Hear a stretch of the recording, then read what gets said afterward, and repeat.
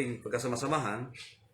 Sa pagkakataon pong ito na aking ipagilingkod ang mapalad na pag-asa na taglay na makaanib sa loob ng Iglesia ng Diyos na buhay kay Kristo Jesus.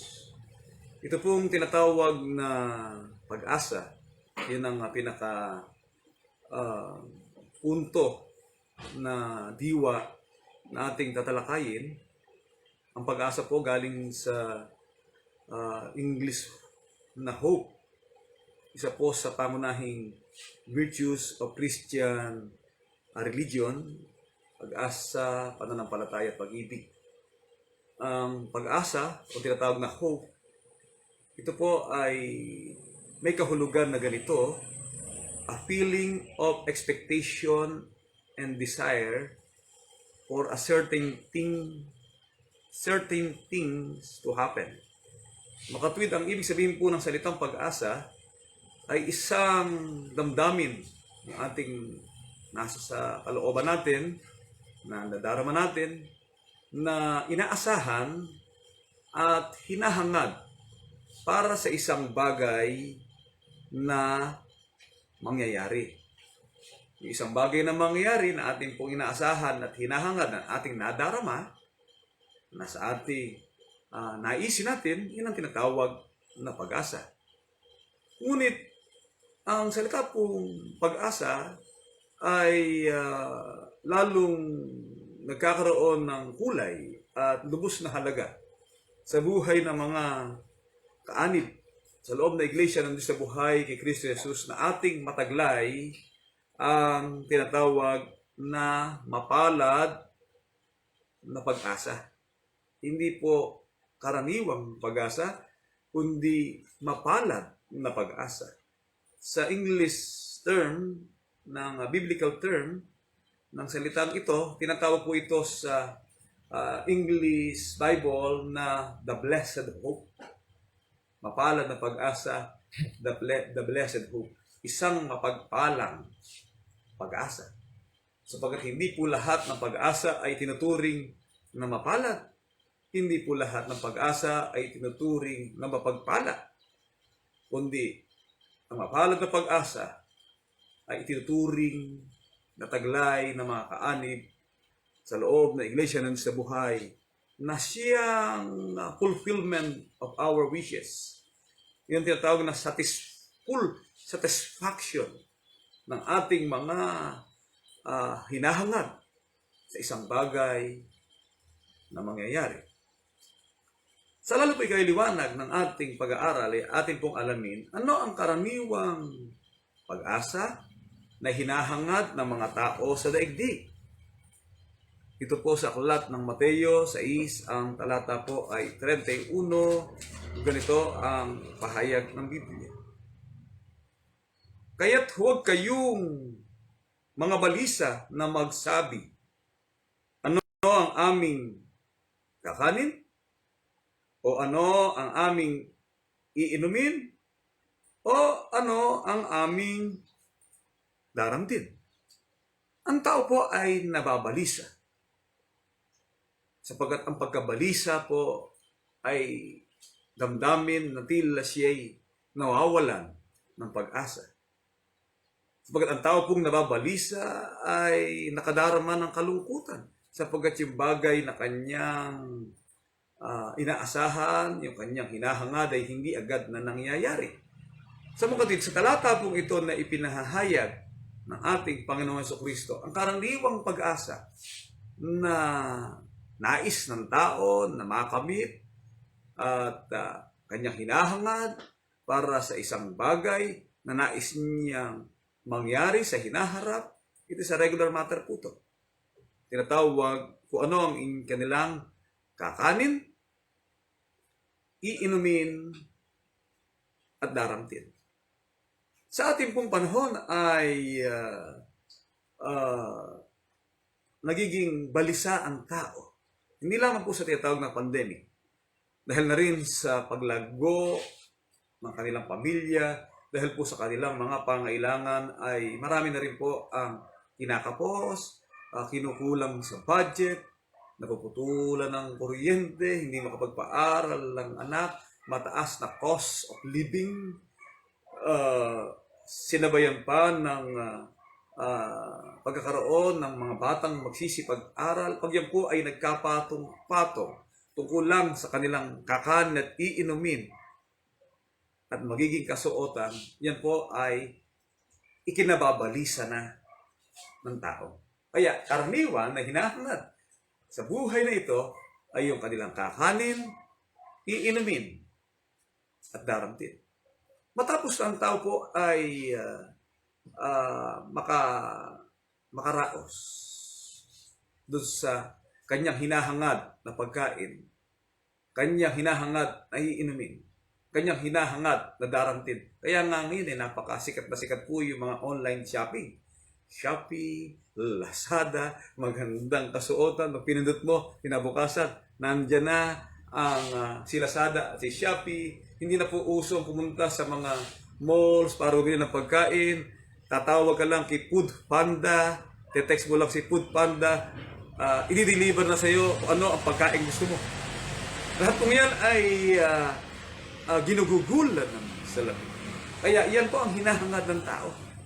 Kadalasan ay nakapagpapabalisa sa marami. Kaya nga po na aking sinabi, matapos na makaraos na sa stability ng kanyang kakanin, ng kanyang iinumin at kanyang daramtin, hindi ba po natatapos doon ang adhikain ng tao? Hindi tawag na pursuit of more and more. Yung kanyang adhikain na makamit pa ito sa kabila na meron na siyang pinakain at iniinom at dinadamit. Bakit? Sapagkat ito po ay isa pa rin sa karaniwang pag-asa na hinahangad ng tao, 19:14 na aklat ang Kawikaan. Pahingan po natin. Bahay! Laika ang bahay. Gusto ko ika ng bahay. Hindi lang basta bahay, kundi bahay na hindi yari sa sawali at hindi yari sa karaniwang materyales ng kawayan. Gusto ko ika ay bahay na bato na merong magandang bubong, na merong maayos na kesame, na merong magandang pintura at maayos na tiles at maayos na living condition sapagkat meron po siyang maayos na water line, may heater, kulang pa po ikaya. Mainit ang panahon, kinakailangan nating lagyan ng aircon sa bahay. At wag lang hindi basta aircon, split type aircon. Hinahangad po ng tao yan. Gusto niya na magkaroon ng maayos na bahay sapagkat sira na rin ika ang ating bahay. Tulad ni Kapanadoro, magkapagawa na po ata ng bahay si Kapanadoro. Nung nakapunta ko minsan sa kanila, yung gusto ng anak, babatuhin na to. Ito, aalisin na to. Marami talaga. Nature po sa atin yan. Nature po sa tao yan. Na maghangad, na magkaroon ng bahay. Sapagkat yan ang tinatawag na physiological needs ng tao. Inumin, kakanin, daramtin, then kakarga na sa bahay. Nagkaroon ngayon ng maayos na bahay. Nagkaroon na ng mga pagkain. Ano pa ang kailangan? Wala tayo ikang kayamanan. Kinakailangan na kung ano ilalagay yung tinatawag na investment, yung mga pag-aari, real properties ay kinakailangan niya magkaroon. Bahay at kayamanan, sabi ng Biblia, pinamanas sa mga magulang. Pero hindi naman po lahat ay sa magulang ng galing. Ang ibig sabihin lang, talaga ang magulang nagpapamana ng bahay at mga kayamanan. Ngunit ang mabait na asawa ay galing sa Panginoon. Hinahangad po ika ng tao to. Meron ka ng bahay, meron ka ng kayamanan, meron ka ng pag-aari. Yan ika kulang. Kulang na ika ay ibabahay. Kaya nandun pa rin sa pag-iisip ng tao, nandun pa rin sino ang kanyang ibabahay. Sino ang kanyang may bahay. Namimili rin siya na magkaroon ng asawa. Kaya po, yan ay karaniwan na inaasahan ng tao sa buhay nito. Yung sa future event na maaaring mangyari sa kanya, nais niya na makamit ito. Ulit sa kabila po ng pagsisikap ng tao na hangarin na ang kanyang adhikain sa mga bagay na karaniwang pag-asa na hinahangad ng tao sa daigdig. Ano po ang kasasapitan ng mga bagay na ating nalasap at natamo sa buhay? Ito po sa Aklat ng Santiago 4 at ang talata po ay 4.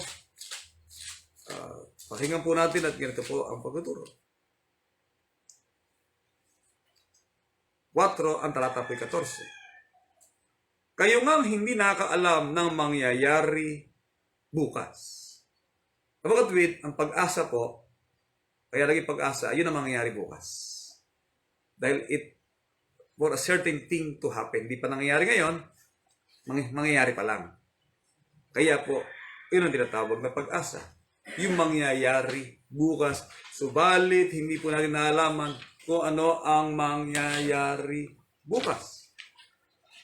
Ano ang inyong buhay? Kayo nga isang singaw na sa sandaling panahon ay lumilitaw at pagdakay napapawi. Ano po ang mangyayari sa ating buhay? Ating ininom, na ating kinain, na ating dinamit, yung ating mga pag-aari, ng ating mga tinangkilik sa buhay na ito. Itunurin lang po tayo sa singaw na sa sandaling panahon ay lumilitaw at pagdakay nawawala. Kaya kalisabay ng pagkawala ng tao, mawawala na rin sa kanya ang lahat ng bagay na kanyang tinatangkilik. Mga kapatid, at kung ang lahat ng bagay ay mawawala, lahat ng bagay na nalasap ng tao sa buhay na ito ay mapapawi, kaalinsabay ng pagkapawi ng kanyang buhay. Gaya po ng isang araw yung Pangulo dati, dahil parang gustong gawin sa buhay, ayusin niya to, gagawa siya ng ganito. Pero ano po nangyari? Si Pangulong Pinoy, ay ang bilis, bigla na lang na-demise, bigla na lang umantong na sa katapusan ng kanyang kalagayan. Kaya wala na rin, ala-ala na lang. At yung ala-ala ngayon, mawawala na rin pagdating ng araw. Sapagkat ganyan po ang kalagayan ng tao, ano man ang kanyang pinagsumikapan, ano man ang kanyang narating, ano man ang kanyang hinangad at inasam sa mga bagay na karaniwang pag-asa na nais ng tao, ang lahat po ito ay mawawala. At paano po inilarawan ng Biblia ang pagkawala o ang pagkapawi ng lahat ng bagay, hindi lamang ng iyong buhay, kundi naging ng iyong mga tinatangkilik? Sa Aklat ng Santiago 5:2 hanggang 3 ay ganito po ang nakasulat. Ang inyong mga kayamanan ay mga bulok. Para po Apostol Santiago sa panahon ng bukas. Kasi ang future ay nakita na ng mga apostol. Kung saan hahangga ang mga bagay na meron ka sa buhay. Hindi lamang po ang pagkawala ng iyong buhay ay natatapos na ang mga bagay na meron ka, kundi yung talagang final event. Yung final things to happen sa buhay ng sangkatauhan, ang mga kayamanan daw ay bulok. At ang mga damit ay nginangat-ngat ng tanga. Number 2, ang kayamanan na bulok, ang damit ay nginangat ng tanga. Ang inyong ginto at ang inyong pilak ay kinakalawang na. Sa reality, hindi po pwedeng kalawangin ang ginto. Kasi wala siyang impurities. Hindi siya bakal. Ang bakal ang kinakalawang. Ang pilak ay hindi kinakalawang. Ang ginto ay kinakalawang. Ngunit ipinakilala po ng banal na kasulatan kung bakit ang ginto at pilak sa kabila sa kanilang purity bilang tinatawag na part of table element na kung tawagin po ay AU and AG. It is as chemical symbols na kung saan ay nasa pure state na anuman ang gawin po sa ginto ay hindi siya kakalawang.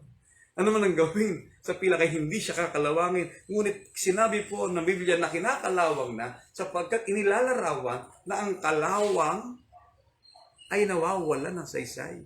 Nawawalan ng halaga, mauuwi sa wala. At ang mga kalawang na ito ay siyang magiging patotoo laban sa inyo. At gaya ng apoy na lalamuin ng inyong laman, kayo nagtipo ng inyong mga kayamanan sa mga huling araw, sa makatuwid ang mga bagay po na nalasap at hinahangad at itinupundar ng tao at pinagsusumikapan ng tao ay bagamat ito'y tinatawag na pag-asang kanilang inaasahan ay pag-asang mauuwi sa wala, pag-asang kakalawangin, pag-asang mabubulok at pag-asang ngangat-ngatin ng tangan. Sa mga kapatid, hindi ito ang mapalad na pag-asa na taglay na makaanib sa loob ng IDBCG. Bagaman, nais po nating mabuhay ng mapayapa para makapaglingkod sa Diyos ng maayos. Ngunit sa kabila po ng kalagayan po natin ay hindi tayo dapat na mabalisa sapagkat ang pag-asang taglay natin ay hindi sa mga bagay ng buhay na ito. Bagamat mahalaga tayo kumain at uminom. Ang ibig sabihin lang po nito, huwag tayong mababalisa sa mga pag-asa na hinahangad ng tao sa buhay. Noong araw po, sabi nga ng iba o matandang Abilino, pwede matanda, kapatid ng mga nawalan na ng pag-asa sa buhay, hindi na sila nakasasamba sa kanilang paglilingkod. Hindi na po kami nakasamba dahil po kami ikay walang-wala. Ang tanong kayo po ba hanggang ngayon kumakain pa? Opo naman. Kayo po ba'y umiinom pa? Opo naman. At kayo po ba'y nagdadamit pa? Nakabibili pa po ng damit. Bakit hindi po makasamba sapagkat nawala po yung pag-asang mahalaga? Sapagkat ang buhay ay natutok in this life. Sa buhay na ito dahil sa binagabag ng napakaraming pangailangan. Kaya mga kapatid, maganda rin yung turo ni Apostol Pablo sa mga kapatid, huwag kayong magkautang ng anuman sa sino man. Kasi nambabagabag sa'yo, yung merong kang kasalanan Kasi sa Biblia, ang utang ay kasalanan. Di ba, ipatawad mo sa amin ang mga nagkakautang sa amin. Yung definition ng utang ay kasalanan. Di, huwag kayo magkautang ng anuman. Ng anuman. Kasi, kaya mababagabag ka sa interrelationship ng buhay. Ay yun ang babagabag sa iyo, yung tao, mahahanap sa iyo, maghahabol sa iyo. Kaya hinay-hinay lang po, mga kapatid. Dahan-dahan lang. Lalo sa panahong ito, maging maingat tayo, maging mapagmatsyag tayo sa takbo ng panahon. Baka yung higit na pag-asa na dapat natin taglayin ay magpabagabag sa ating buhay at kalagayan. Hindi ko po sinasabi, huwag kayong mangarap ng tinatawag na kumbinyenteng buhay. Karapatan po ng mga kaanin na magkaroon ng kumbinyenteng buhay. Ngunit ang kumbinyenteng buhay ay nasa isip. Mga kapatid, sapagkat kung ano ang iyong nasa isip, na makumbinyente ang iyong pag-iisip at kalagayan, ay sapat na para hindi ka mabalisa sa buhay. Kaya po, sa bahagi pong ito ng ating ating alamin, anong uri ng pag-asa ang higit sa lahat na marapat na pagsumikapan ng mga kapatid sa IDBCG? Ang higit sa lahat. Hindi ko po sinasabing yung karaniwang pag-asa ay iaalis natin. Hindi lang po tayo labis ng malalaga ang ating pag-iisip sa mga bagay ng buhay na ito. Ba't ang sabi ng ating Panginoon Kristo, kung sa buhay lamang na ito tayo aasa kay Kristo, yung pag-asa mo ay sa mga bagay ng buhay na ito. Tayo sa lahat ng tao ang lalo kahabag-habag. Kung meron kayong pagkain at pananamit, masiyahan na kayo roon. Yung kasiyahan po ay mahalaga. Ngayon, anong uring pag-asa ang higit sa lahat na marapat pagsumikapan ng mga kapatid sa IDBCJ? Tito 2:13, ganito po ang nakasulat at pakinggan po natin. Nahintayin, yaong mapalad na pag-asa at ang pagkapakita ng kaluwalhatian ng ating dakilang Diyos at tagapagligtas na si Hesukristo. Ano po ang dapat nating taglayin? Anong uring pag-asa ang higit sa lahat na marapat na hangarin at pagsumikapan ng mga kapatid sa loob ng iglesia ng sa buhay? Yan po ang tinatawag na mapalad na pag-asa, the blessed hope o ang mapagpalang pag-asa. Bakit po mapagpalang pag-asa? Bakit po mapalad na pag-asa? Sapagkat hindi po lahat ay naging mapalad. Yung salita pong mapalad ay kadalasang narinig natin, napakaswerte ka ng taong yun. Tumamay ka sa loto. Pero marami po tumama sa loto ay nasira ang buhay. Dumami ang kaaway, dumami ang naghahangad ng kanyang buhay, dumami din ang kanyang ibinabahay, nasira din ang kanyang pamilya. Yun po ang result ng mga tumamaraw sa loto. Kaya hindi swerte. Hindi maituturing na mapalad. Una, meron kang mga pag-aari, mga kamalig, na puno ng mga stocks ng iyong kayamanan. Hindi mo makakain lahat yun hindi rin napalad na pag-asa.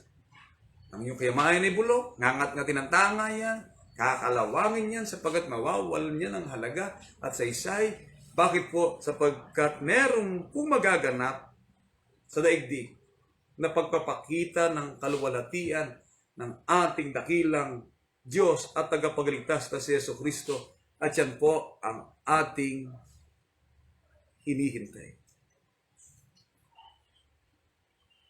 Kung madarama po natin, mga kapatid, itong mapalad na pag-asang ito, malulubos na po ang ating kagalakan. Mapapalitan ng ngiti ang iyong kalungkutan. Mapapalitan ng sigla ang iyong pagkasipayo. Mapapalitan ng pag-asa ang kawalan ng pag-asang iyong nararanasan at nadarama sa kasalukuyan kung ikaw man ay nakararanas ng karamdaman. Pinabati din po natin si Kapatid na Usio sa kanyang kalagayan sapagkat pinadala po ni Kapatid na Ruel sa ospital. Ang sabi ng ospital, umuwi ka na, wala kang sakit. Hindi mo maintindihan kung ano po ang sitwasyon ng mga ospital ngayon. Laro sakit paano po mangyayari ganyan dyan? Ayaw po ni Bad Usio pagpupunta sa ospital sapagkat nakaraw-abutan sa ospital ay baka mga COVID maklimate. Panganib nga naman yan. Sapagkat part of our religious belief na mapalad na pag-asa ay makatugon po tayo sa tinatawag na katwiran.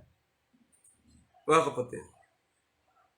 Kaya po napakahirap po ng sitwasyon ng panahon ngayon. Sabi nga ni Pacquiao, may corruption ni ka dyan sa DOH na yan gusto lang paimbestigahan yung nangyayari yan. Dito po maraming namatay, hindi naman talaga COVID, nilito na COVID. Kaya galit na galit yung ibang mga pamilya. Ngayon, sabi ko nga, may solusyon tayo dyan. Dyan sa COVID death na tinatawag. Pag ikaw yung kapa-ospital, ngayon pala, maghuhukay ka na ng hukay.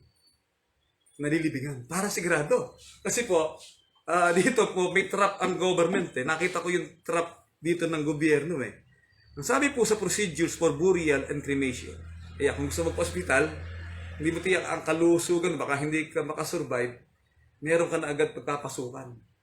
Sapagkat meron tinatawag na 12 hours na window time from the time of death.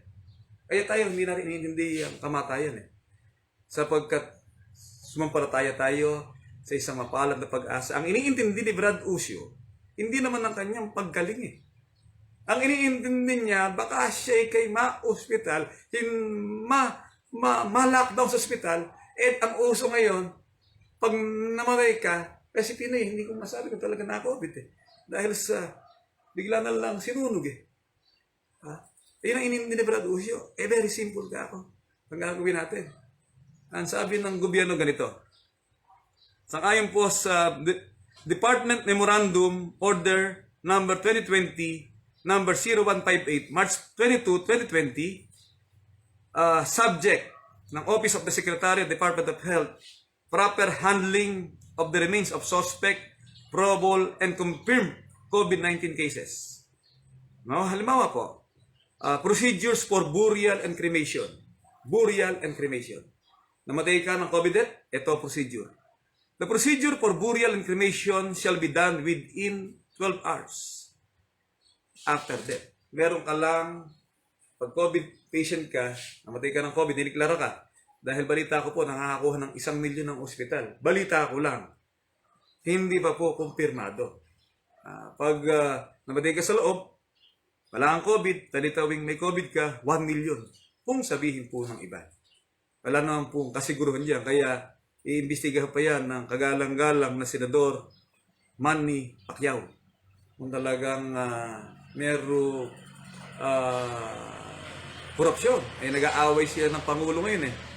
Ang sabi ng batas, Secretary Francisco Duque, ang proseso sa paglilibing o pagsusunog ay kinakailangan ganapin sa loob ng 12 oras mula nang siya'y mamatay. Kaya yung 12-hour na window time, yun ang pag-prepare ng isang kapatid.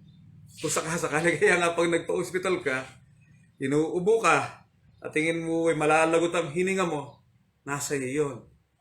Hindi po masama magpa-hospital. Katulad hindi ka pa rin na Usio, pinauwi. Hindi ka pwede dito yung walang sakit. Yung may sakit lang pinaupo dito. Nando pa rin ang kanyang nararamdaman. Ito ka ako, Brad Marlon. Pag ito ka ako hindi guminhawa, hindi itingnan ng x-ray, pinatingnan ni Kapandir ng x-ray, wala naman. Wala lahat. Ang tawag nga po ng matatanda dyan, mga hanging gala. Pag ito ka kung paiinom natin, at pahahalo natin sa bundok ng Sierra Madre, ay hindi gagaling o hindi giginhawa, hindi ka ako sa hangin yan. Kaya sinubukan po natin. Ewan ko po kung nagpahalo po tayo ng 5 boting gamot ng matatandang sinauna po sa bundok ng Sierra Madre. Kung sakali po magbago, edi ayos.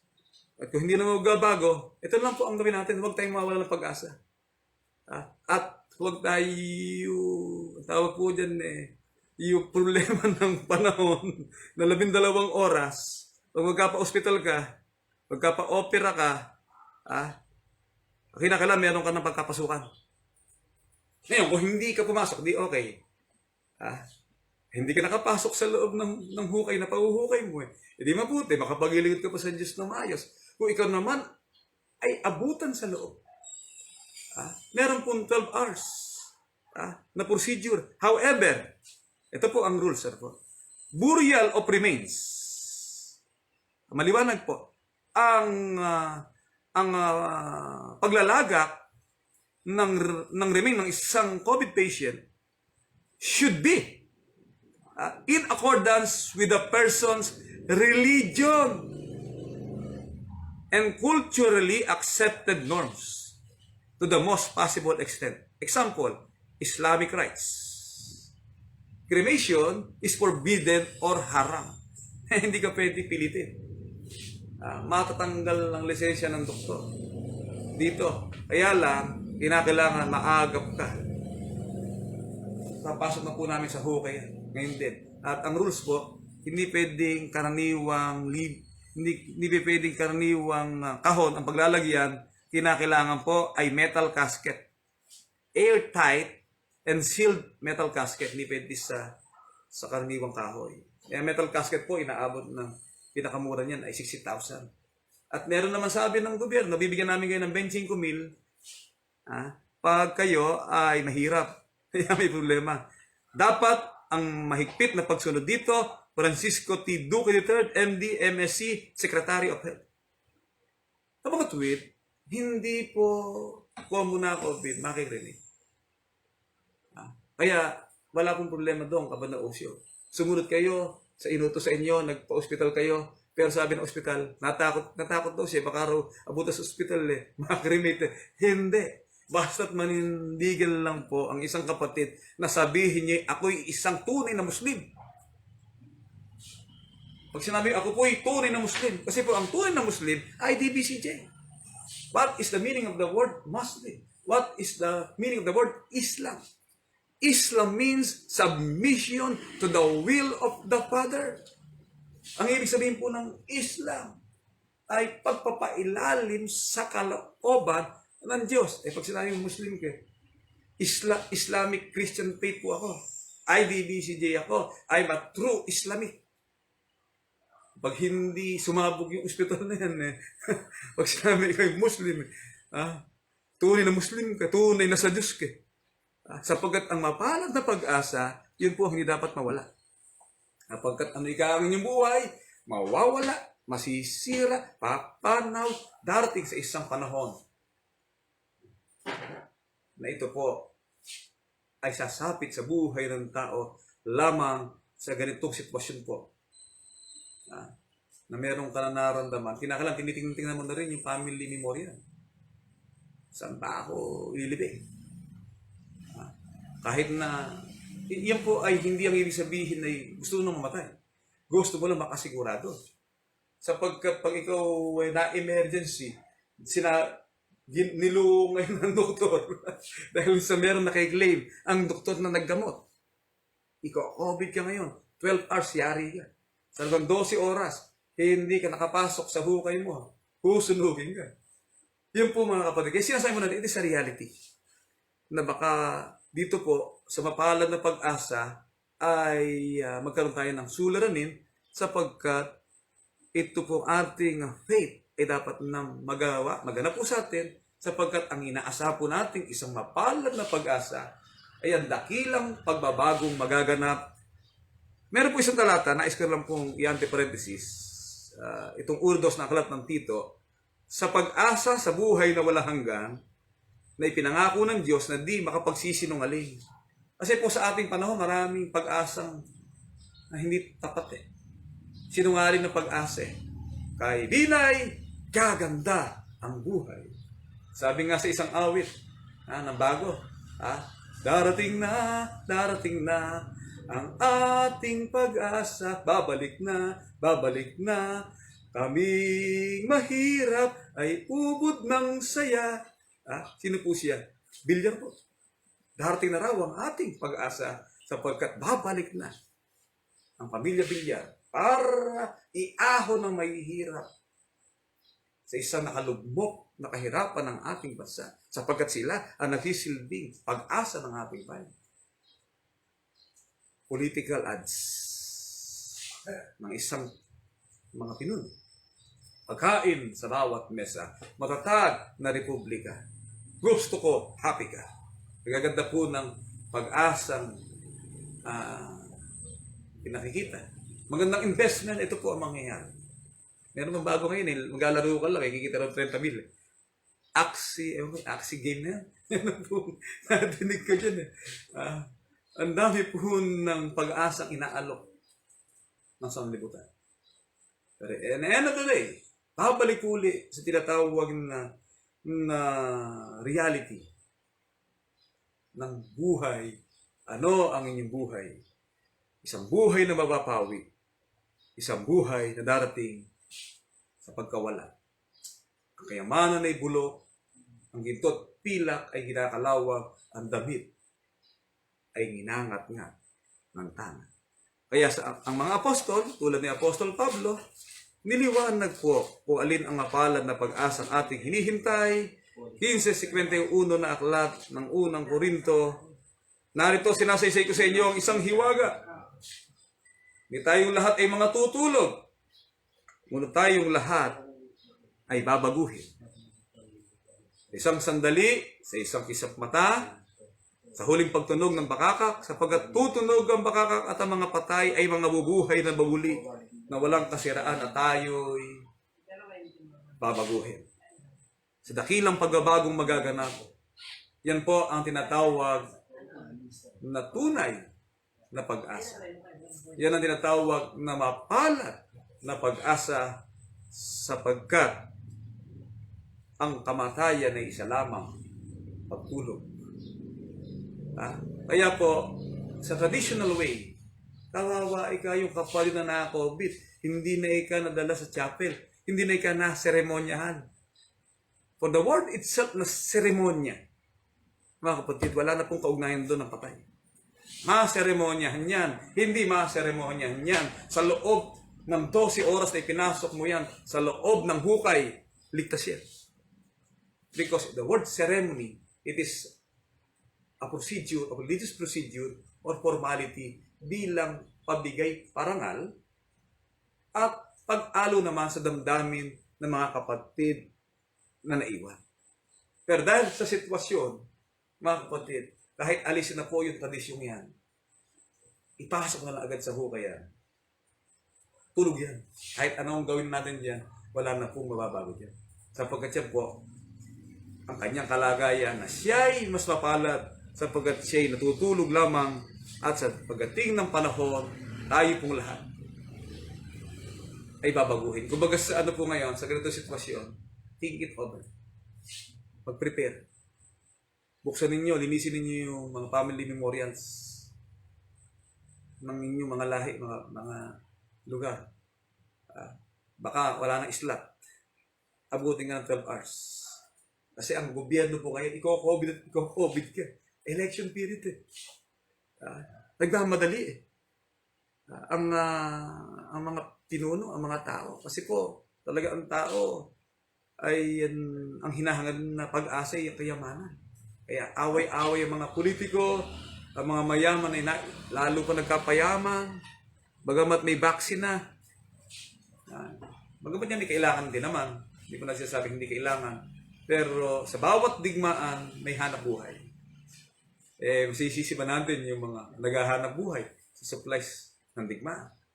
Kung yan ay part ng kanilang business. Kaya po sa ganitong kalagayan, tayo naman ay dapat na maging maagap sa bagay na dapat natin gawin. Ngayon, bakit po ba dakilang pagbabagong magaganap? At bakit po ba maituturing na mapalad na pag-asa? 17:15 na aklat ng awit ay ganito po ang nakasulat. Pakinggan po natin at ganito po ang pagtuturo. Tungkol sa aking mamamasdan ang iyong mukha sa katwiran. Ako ay masisiyahan pagka bumangon sa iyong wangis. 17:15, the book of Psalm 7:15, as for me, I shall behold your face in righteousness. Tungkol sa akin, aking mamamasdan ng iyong mukha sa katwiran. Kaya kinakailangan talaga masunod natin ang katwiran ng Diyos na mataglay ng bawat kapatid ang isang mapalad na pag-asa sapagkat doon lamang po malulubos. Alin ang malulubos? Ang ating pong satisfaction. I will be satisfied with your likeness when I awake. Ako'y masisiyahan pagka bumangon ayon sa iyong wangis. Mga kapatid, ito po ang proseso ng Diyos. Ito po ang mapalad na pag-asa. Tayo po ay babangon na muli sa wangis, sa kanyang wangis. Kaya kung ano po yung proseso ng ating pananampalataya, mga kapatid, yun ang katwiran. Yun ang katwiran para masunod po natin ang isang dakilang kasiyahan. Mga kapatid. Sa ganitong kaganapan po, paano may pagkatagumpay ang mapalad na pag-asang marapat, napakahangarin ng mga kapanib sa loob ng IDBCJ. Meron po talagang halimbawa namang ipinakita sa atin 5Gs hanggang 11 na aklat ng Santiago. Pakinggan po natin mga kapatid, 5Gs hanggang 11. Kunamin yung halimbawa ng paggabata at ng pagitiis, mga kapatid, ang mga propeta na nagsipagsalita sa pangalan ng Panginoon. Narito, tinawag nating mapalad ang nagtiis. Kaya ang tinatawag na mapalad, yung pong nagtiis. Inyong nabalitaan ng pagtitiis ni Job, inyong nakita na pinapangyari ng Panginoon kung gaano ang lubos na pagkahabag at ang pagkamauwain ng Panginoon. Kaya po, may pinakahalimbawang pagbabata at pagtitiis, tulad ng pagtitiis ng mga apostol. Gaano po hirap ni Job? Hindi ko na po i-discuss kung ano ang naranasan niyang hirap sa kanyang naging karamdaman. Ngayon, kung ayaw ka pang kunin ni Lord, di ayos. Ngayon, kung kukunin ka ni Lord, lalo ka na dapat na masiyahan. Sa pagkukunin ka na ni Lord, inihahanda mo na ang iyong hukay, inihahanda mo na, i-prepare mo ang iyong sarili sa isang muling pagbangon na masisiyahan. Pero nature po sa atin na nandun ang fear of death and fear of the unknown. Nature po yan. Operahan ka lang sa ngipin, kakabahan ka na. Yung asawa ko po sa araw, tinanggal ang ngipin. Sabi ng doktor, 3 na tatanggalin. Bakit po? Tumaas kasi ang rate ng burot ngayon, 700. Hindi sabi ng doktor, 2-1 nyo na. Kinargahan ng anesthesia. Paglabas ng asawa ko, malamig ka pa ako sa ilong ng puya. Napakalamig ng kamay. Kinabahan. Sino po ang walang kaba? Tayo po lahat ay may kaba. Kinakabahan tayo dahil nagkakaramdam tayo. Kinakabahan tayo dahil ang mata mo hindi mo maitingin ng maayos. Parang medyo nahihilo ka. Kinakabahan ka sapagkat tumataas ang presyon mo. It's a part of our body. Kinakabahan ka sa bagay na pwede mangyari sa iyo. Pero mga kapatid, ito lang po ang siyang sasagot sa mga pagkabalisa ng tao. Sa mga bagay na takot na pumapasok sa tao at sa mga bagay na maaaring magpahina ng kalooban ng isang tao, itong mapalat na pag-asang ito, sapagkat isipin mo lang na sa iyong pagtulog ay muli kang babangon, muli kang gigising, ikaw ay masasatisfy, ikaw ay lubos na masisiyahan pagkat ay bumangon sa kanyang wangis. Kaya ito sa life cycle, ito sa proseso. Kaya kung nandiyan pa ang karamdaman, at nahihirapan, edi tiisin. Mga kapatid, at hanapin naman ang lunas. Kasi kaya lang natin gusto lumakas para makasugo, makapaglingkod ng maayos sa Panginoon. Pero kung hanggang doon na lang ang isang pangyayari, basta nasa atin ang hininga, naalala nga ang kapatid na abilin nung araw sa hingal niya, yan ikang hingal na yan. Tapos sa akin yan. Pag hindi ka tumigil, sasama ko sa hukay yan. Ayaw tumigil, sinama sa hukay, wala pong nagawa yung hingal, yung sakit. May nagawa ba yung sakit? Isinama sa hukay tapos kaya sa atin po, walang COVID. Isama mo sa hukay yung COVID na yan. Tapos yung COVID na yan. Pero yung mapalad na pag-asa ng ating taglay, masisihan tayo sa isang mapalad na pag-asa sapagkat hinihintay natin ito. May pagtitiis. Roma 8:23 hanggang 25. Ito po ulit talata ng ating pag-aaral. Mga kapatid. At hindi lamang gayon, kundi pati naman tayo na mayroong mga pangunahing bunga ng Espiritu sa mga bagay tayo na may nagsisihibik din sa ating sarili. Kaya meron talaga tayong mga hibig. Dahil nga, meron daing. Hindi mawala ang daing. Madaing tayo sa mga hirap na ating naranasan. Kinakausap natin ang ating mga sarili. Pwede sabihin, kailan ba matatapos ang buhay na ito? Hindi po ganun. Tiisin na. Natahimik at payapa. Sa paghihintay ng pagkukupkup. Na dili iba't ang pagdubos ng ating katawan.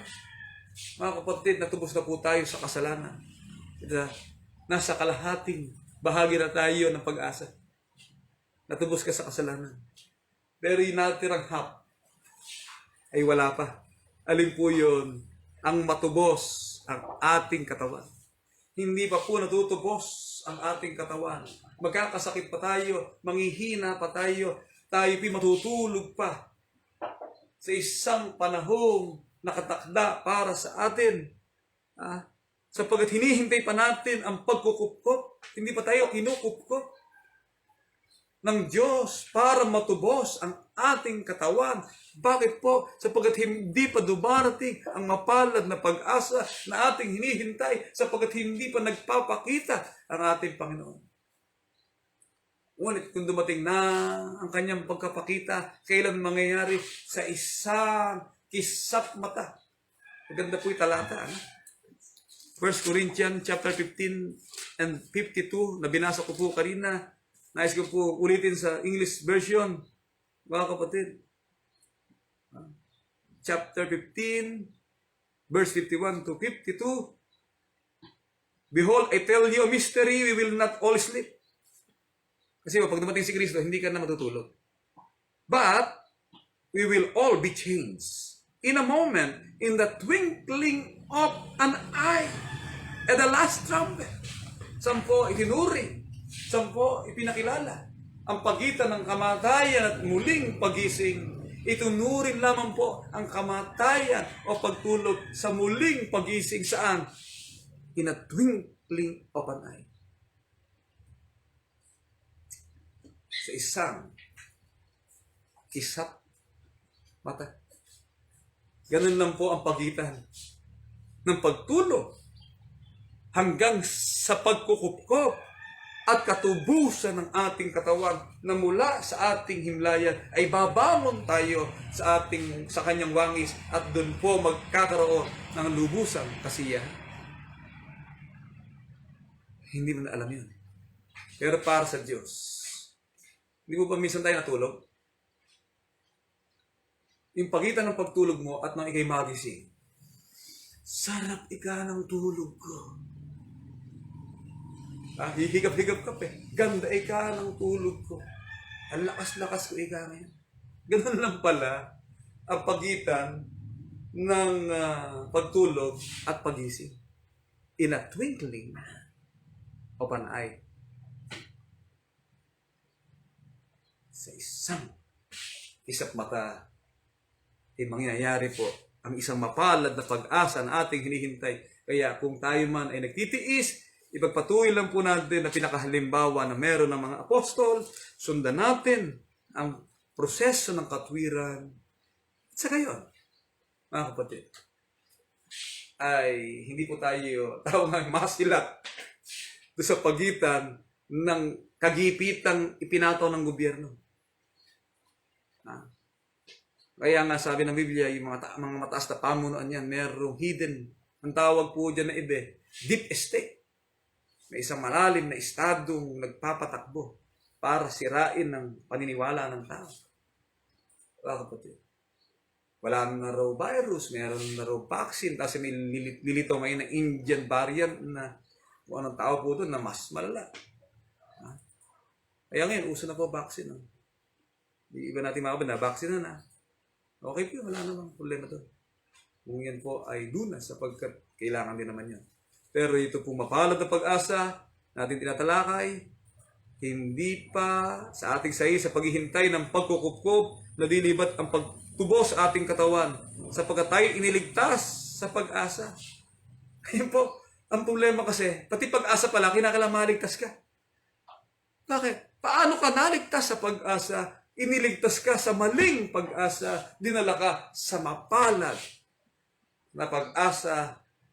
Dadapot ang pag-asa na nakikita ay hindi pag-asa. Kaya yung nakikita mo pagkain, iinamin, bahay, kayamanan, at magandang kalagayan ng buhay, na pag-asa na nakikita ay hindi pag-asa, kahit sino nga ang umaasa sa nakikita. Dadapot kung nagsisiyasa tayo sa hindi natin nakikita, kung magkagay hinihintay natin may pagtitiis. Sino nga ang umaasa sa bagay na nakikita? Ang pag-asa na nakikita ay di tunay na pag-asa. Nung araw po ay nagkamali ng awit si Badoy, nakagalitan ng kapatid na Danilo eh. Nabaliktad yung nakikita sa di nakikita eh. Hindi ka yan! Naalala niyo mga kapatid, na-miss po natin nung araw yung mga pagalit ng ating pinuno. Ano po?